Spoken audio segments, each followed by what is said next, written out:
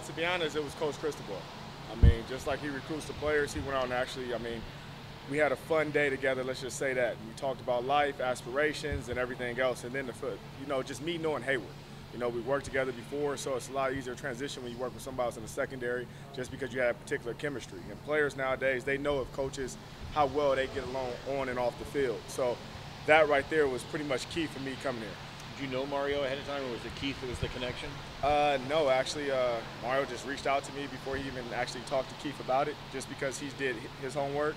And then he talked to Keith, I'm pretty sure, about everything. But just for the fact that me and him was able to sit down and talk, I mean, it's different. Sometimes you talk to head coaches, and it's like talking to the president. It's a little shell-shocked, and maybe you don't really want to talk to him too much. But talking to him was like talking to a friend that you've been knowing your whole life when I had just met him.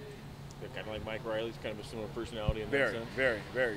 Mike Riley is like a father figure, and Coach Cristobal was like the best friend you always wanted. How do you feel about, give your assessment of the unit you inherited and how they're doing this spring? Very, very young. Very young. I mean, it's pretty much just one guy that really has played football that much, and it's another guy that plays sparingly, and everybody else is new. So, I mean, it's like, they're learning football IQ-wise, because a lot of these guys are, tremendous athletes just like we have on our team, but not too many of them play corner. And in high school, when you play DB, you really pretty much play offense, and everybody's focused on getting the ball. So they're truly learning how to play the position right now. I mean, 8 practices in.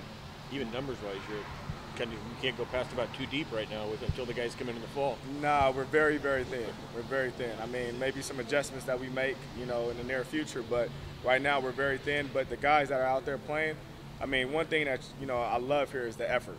And we actually have really, really good kids on this team. So, I mean, you can see that the want to is there. And once the want to is there, they're going to put all the extra work in to get better. Anybody consistently stand out? I mean, it's a daily, change. So it's like a big roller coaster. But, I mean, it's the same guys. I mean, it's going to be the guys that pretty much play. Because even the mistakes they make, they don't make them again.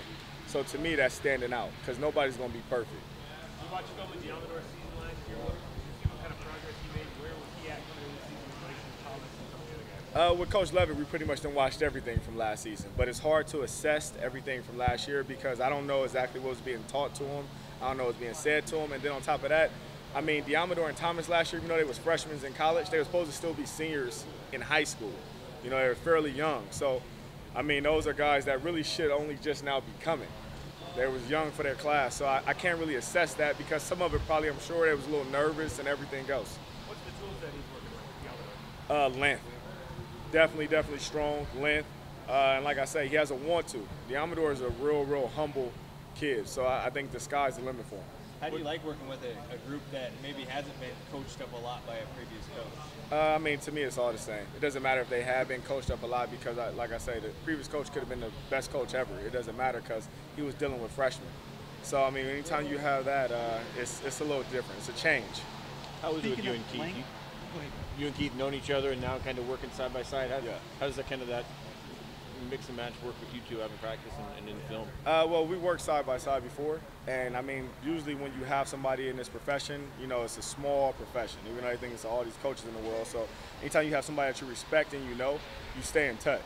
So it's not like we worked together and haven't talked for five years or so. I mean, it's somebody who I constantly stayed in touch with.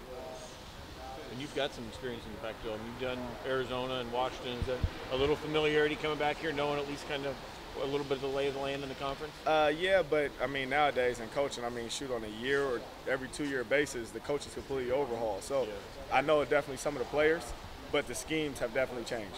What did you get from Riley and kind of your experience in Nebraska last year? I mean, sure, I have nothing but positive to say about Riley. I love Riley. So, I mean, just a great guy.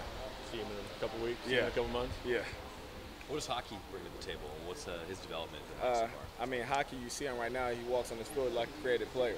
So, I mean, he's every bit of 6'2½", maybe 6'3", 200 pounds, and hockey can flat out run. But he has to all of a sudden adjust to his body. I mean, this is not junior college, this is not high school. So the guys he's lining up against are the best of the best. With a young group, is a guy like Thomas Graham the one that's maybe the leader between the players of that unit, or who is it? Thomas Graham, I mean, you're going to be the leader, period, when you've played the most and you've made the most plays. So, I mean, and especially when you continue to do that. So it's not going to be a fall off in him because he came here on a mission and he's going to continue on that mission. Thank you. Thanks, Thank Coach. you. Thank you.